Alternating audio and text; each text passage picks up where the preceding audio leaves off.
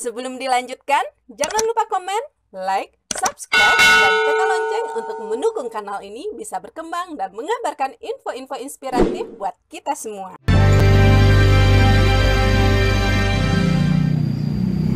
Alat yang kami buat ini, kami beri nama Smart Farming berbasis IoT, yang mana kami menggunakan IoT ini sebagai pengontrol secara jarak jauh.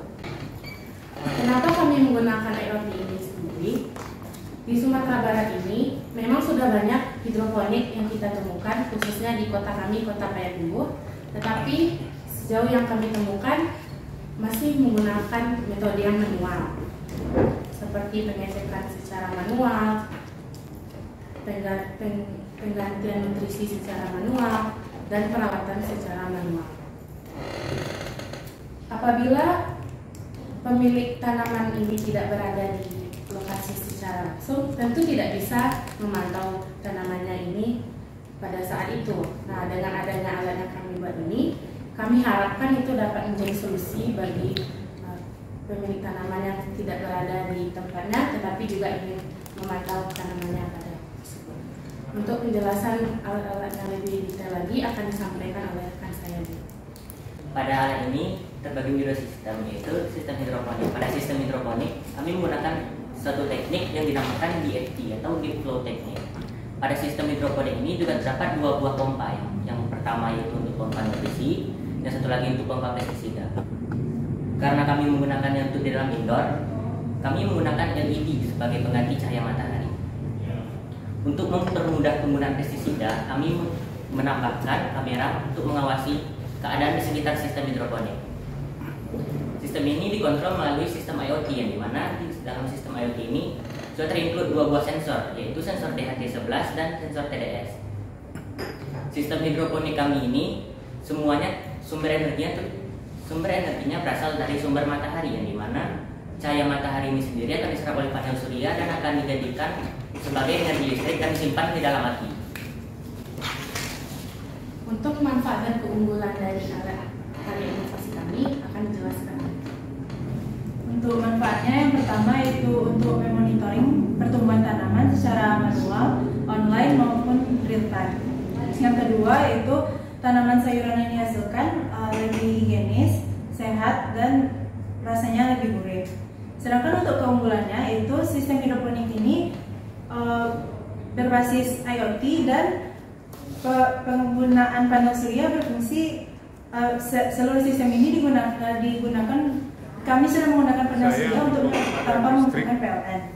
Yang kedua, pengaturan nutrisi menggunakan sensor TDS. Yang ketiga, pengaturan debit air menggunakan water laptop. Yang keempat, pengaturan cahaya indoor farming. Dan yang kelima, alat ini bisa digunakan indoor maupun outdoor sesuai situasi dan kondisi yang dibutuhkan pengguna. Sekian presentasi untuk materi dari kami. Burung dara cendrawasih, cari dulu ke Papua. Cukup sekian, terima kasih. Semoga bermanfaat untuk semua. Berprestasi dengan karya inovasi. Assalamualaikum warahmatullahi wabarakatuh. Yang pertama, dukungan sekolah seperti apa terhadap inovasi-inovasi yang Anda lakukan.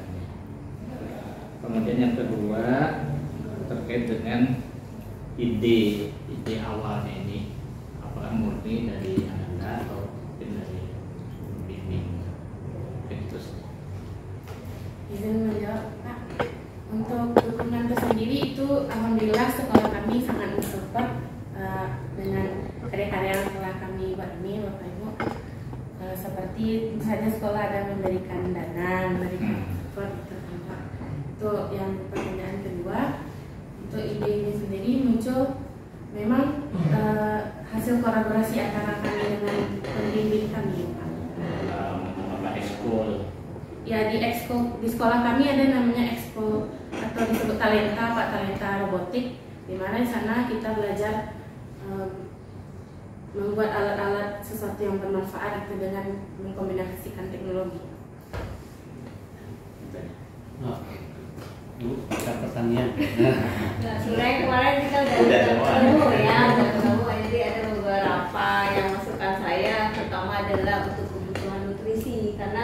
kan dia pertumbuhan, jadi nutrisinya tidak akan selalu sama setiap Anda berikan gitu ya. Nah yang kedua yang ingin saya tanya itu pakai coding mungkinnya, program ini pakai IoT-nya pakai coding. Anda yang bikin coding sendiri atau masih Pak gurunya? Kalau tadi lebih ke bapak guru itu gurunya gitu ya. Nah kalau satu lagi berapa total biaya dibutuhkan kemarin?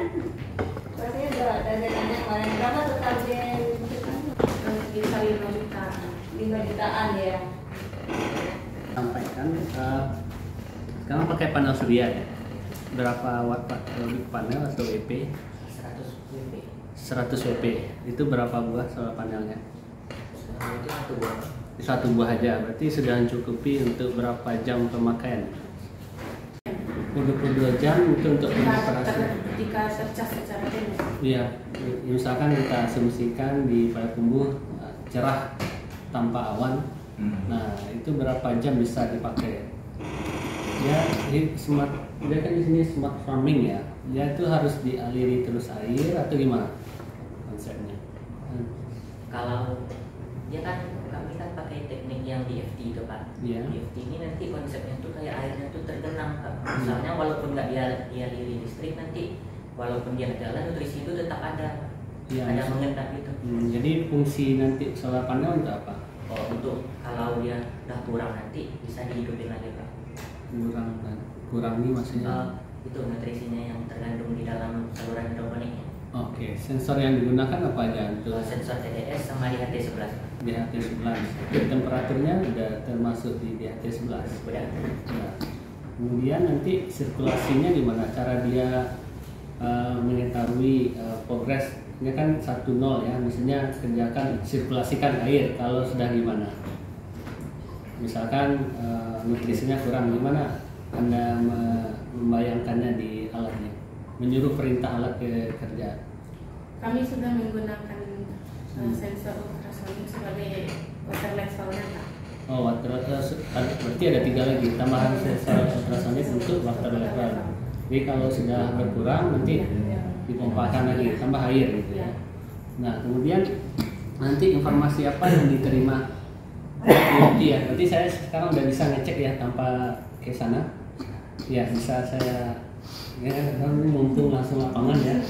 Kan iya, nanti bisa saya cek di sini. Ini kan alatnya di luar sekarang ya.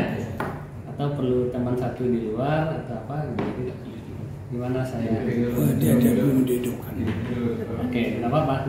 Ya 2 orang, 1 orang di luar. Jadi intinya kita mau cek juga. Jadi nanti bisa kita lihatkan ke Bapak Kaban. Nah, Pak Kaban di kantor gubernur sana coba cek di sini gimana kualitas nutrisinya. Jadi nggak perlu bapaknya datang ke sini. Gitu. Nah, ini dibikinnya dalam jangka waktu berapa proyek ini? Kalau karena ini dari proses kami pembelajaran Pak, dibuatnya memang agak lama itu Pak. Iya. Tapi kalau misalnya udah ada prototipenya itu bisa dilakukan selama 2 hari sampai 4 hari. 2 hari sampai 4 hari ya. Itu di luar kita mengorder barang-barang yang lain ya. Nanti Kalau sebenarnya mata kuliahnya apa? mata pelajarannya apa? Mata pelajarannya apa? Kalau di sekolah Ya. robotik namanya. Robotik. Iya. Belajar. Makanya saya kaget Maksud juga poli maksudnya. di kita saja mata kuliah pilihan itu cuma Pak robotik gitu.